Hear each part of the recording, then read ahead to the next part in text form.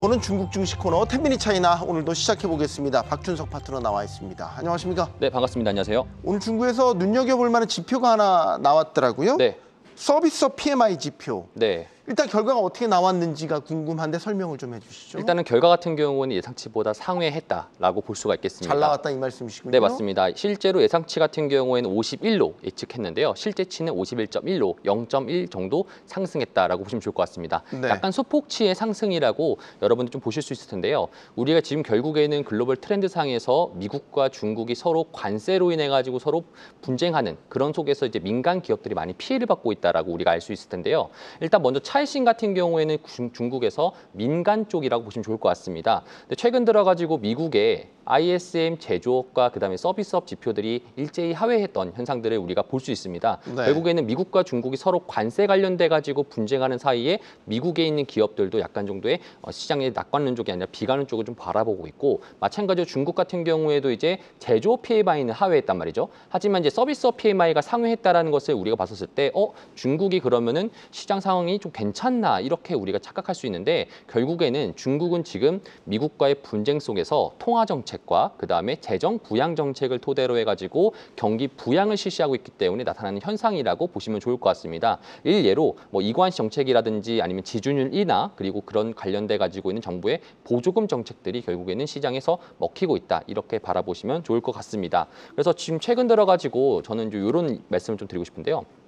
이번 주에 트럼프가 시진핑과 통화한다라는 예측이 좀 많을 것 같은데요. 그 통화 관련돼 가지고 사실상 이번 주에 조금 더 어려울 수 있을 가능성이 높을 것 같다. 좀 말씀을 드리지만 결국에는 양 국가 시진핑과 트럼프 전체적으로 다 필요한 상황이기 때문에 그래도 통화할 가능성은 있다. 이렇게 조금 더 말씀을 드리고 싶습니다. 그래서 통화할 가능성이 있다. 네. 이번 주는 아니지만 저는 한 다음 주라든지 아니면 이번 달 내에서는 가능성이 있다라고 좀 표현드리고 싶습니다. 왜 그러냐면 서로 간에 필요한 사항들이 생기기 때문에 결국에는 양 국가들 다 자기 다 자존심보다는 오히려 실리를 찾는 그런 성향을 지금까지 보여줬기 때문에 결국에는 할 것 같다라고 좀 말씀드리도록 하겠습니다. 네, 상당히 중요한 전망을 해주셨어요. 네. 지금 무역 협상의 관건은 어쨌든 미중 간 통화가 이루어지느냐 안 이루어지느냐, 네. 여기에 지금 다 모든 투자자들이 주목을 하고 있기 때문에 설사 이번 주가 아니더라도 네. 다음 주 내지는 이달 안에 네. 양국 정상이 어쨌든 협상이 최악의 결과를 가져오는 거는 두 사람 다 싫어할 거 아닙니까? 오히려 전 최상의 결과로 나올 가능성이 높다라고 전 생각합니다. 그러니까 어쨌든 잘 매듭을 지어서 좋은 네. 결과를 도출하는 게 네. 미중 양국 모두에게는 해피한 결과일 테니까. 맞습니다. 그런 관점에서 미중 양국 정상의 통화 가능성 일단 있다라고 보고, 네. 그 관점에서 중국 증시를 좀 바라보자라는 말씀을 주셨습니다. 자, 매번 이제 새로운 종목도 소개를 해주시죠. 오늘은 홍콩 거래소를 네. 가져오셨어요. 네. 홍콩 거래소 항생? 홍콩 항생 네. 그 지수 거래하는 네. 그 거래소 자체를 말씀하시는 거예요? 맞습니다. 이게 중국은 좀 재미있는 게 특이하네요. 우리나라 한국 거래소가 상장돼 있다라고 보시면 좋을 것 그러니까요. 같아요. 제가 지금 그 질문을 드리려고 하는 거예요. 네, 그래서 한국 거래소 우리나라 상장돼 있지는 않거든요. 네, 맞습니다.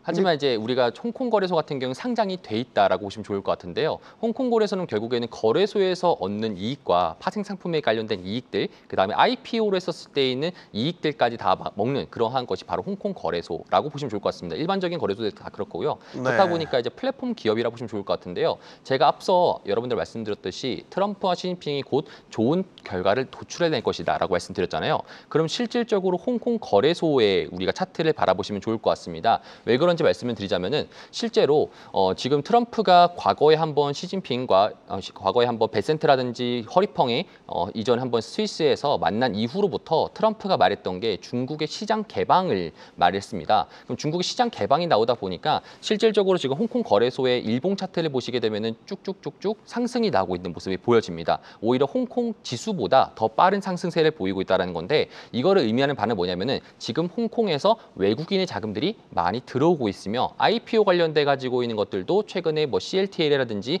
다양한 종목들이 상장이 되면서 IPO들이 예측치보다 더 많이 상회하는 모습들이 바라보고 있습니다. 네. 그 말은 결국에는 외국인 투자자들이 지금 현재 홍콩으로 들어오고 있는 건데 지금 현재 시장 개방 관련돼 가지고 있는 것들을 바라보고 있다 보니까 시장에서 지금 현재 홍콩 거래소가 강한 상승을 보이고 있다는 것을 볼 수 있습니다. 그래서 2025년도 1분기 실적을 보게 되면은 순이익이 전년 대비 37% 정도 증가했고요. 일평균 거래 대금이 현재까지 사상 최고치를 현재 지금 돌파하고 있고 2,400억 홍콩 달러로 현재 지금 보이고 있습니다. 이 소리는 결국에는 외국인의 자금들이 유입이 된다라는 건데 외국인의 자금이 들어왔을 때는 시장에서 시장 개방 관련돼 가지고 있는 움직임들을 보고 현재 지금 들어오고 있다라는 것을 우리가 체크해 볼 수 있겠습니다. 네. 자, 중국 시장을 투자하는 데 있어서 기업에 직접 투자하는 방법도 있겠죠. 저희가 계속 종목도 소개해드리고 분석도 해드리고 있는데 이제 뭐 일종의 간접 투자죠. 한국에서 ETF로 투자하는 방법. 네.